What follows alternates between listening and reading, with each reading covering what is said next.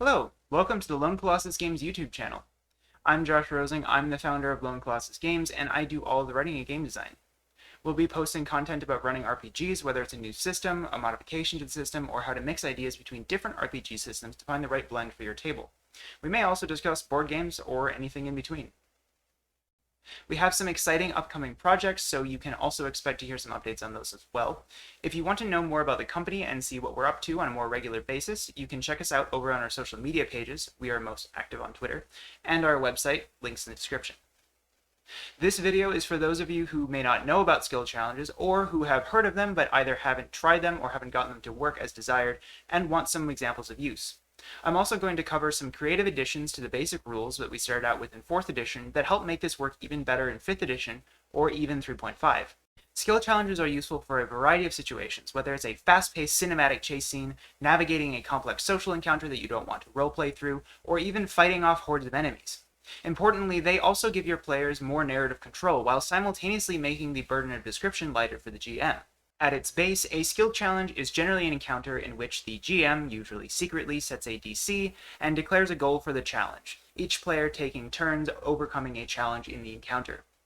The players need to succeed a set number of times before they fail a number of times.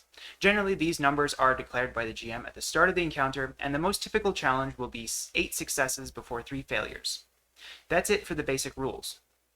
However, to encourage a bit more variability in player action, a lot of people use what are generally referred to as the Lord Kensington rules of the skill challenge, written by Rodrigo Lopez. These rules add the stipulations that a character may not use the skill that they just rolled or that was used by the player before them in initiative order. So for example, let's say our party is deep in a mine, which begins collapsing after they defeat an ancient evil within it. The challenge is to make it out of the mine unhurt. Notice that failing the challenge's goal does not necessarily result in the players being trapped or killed in the mine, but you could choose to explicitly state that that is a possibility in the goal. The first to go is our rogue, who wants to use a good skill to start things off. They're trained in athletics and have good dexterity, so they want to use it. In order to use the skill, they describe their character dodging and weaving as blocks of stone come crashing down around them. The GM determines that this is a valid use of the skill and accepts the roll. They beat the DC, and the GM tells them they have earned a success. Next up, it's the druid's turn. He's good at perception and wants to help guide the party out through the tunnels, keeping an eye out for large rocks that could easily crush them. He rolls and fails. The GM informs them that they fail, and while he notices the bowler cannot say anything in time to help the wizard avoid it. The next person to go is the fighter. She wants to use athletics and in theory could just say she's going to run for it. However, the rogue essentially just did this, and there is a pressing issue of a falling rock that could crush the wizard. So instead, she decides to declare that her fighter notices the rock and moves to catch it before it hits her friend. Since this allows for the challenge to be overcome, the GM accepts the statement that she notices the rock and allows the roll. She succeeds, allowing the wizard to pass through safely. On a failure, the GM might opt to immediately inflict some form of harm, possibly hit die loss, on the fighter and or wizard, or could choose to track these until the end of the encounter and hand out consequences at that point. On a success, the party achieves their goal. Simple. However, on a failure, it means that some serious complications have occurred along the way, and their goal was not met. It's for this reason that choosing the goal's wording carefully is important. If you need your characters to escape the mine, then the goal should not be to escape. It should be to escape unhurt, or to escape without losing a special item, or some other important consequence. This way, when the challenge is failed, the party has still arrived where they need to be, but have met with difficulties that will trouble them in the future, whether that is making an enemy in a social encounter, or taking damage, or becoming exhausted from escaping a mine. As someone who uses skill challenges frequently and often replaces minor combat encounters with them, I have been looking for ways to increase player resource expenditure during skill challenges. In the past, I have not normally allowed players to cast spells during skill challenges, and instead allow them more freedom in their use of magic via a spellcasting ability check. However, there are sometimes spells that would make a lot of sense to be used in a skill challenge. For example, let's say that a cleric wants to cast Stone Shape to make a doorway. An excellent way to allow this without giving an outright success or altering the rules too much is to use the rules presented in Lord Farrell's Rules of the Skill Challenge by Mike Harvey, which builds on the rules we just covered. Under these rules, a character can cast a spell or use a feature before making a roll to enhance their own or another character's abilities, which may give a bonus or advantage on the roll.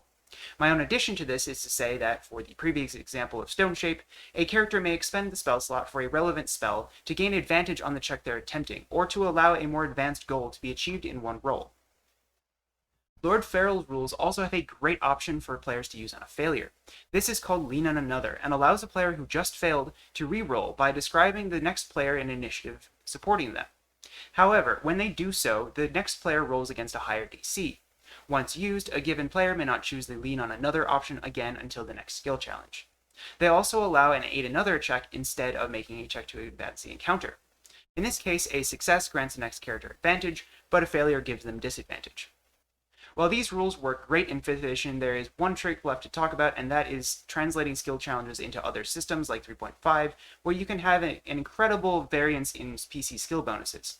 In 4th edition and 5th edition, skills scale solely off of level and ability score, but in 3.5 or Pathfinder, characters have skill points that they spend each level on a wide variety of skills.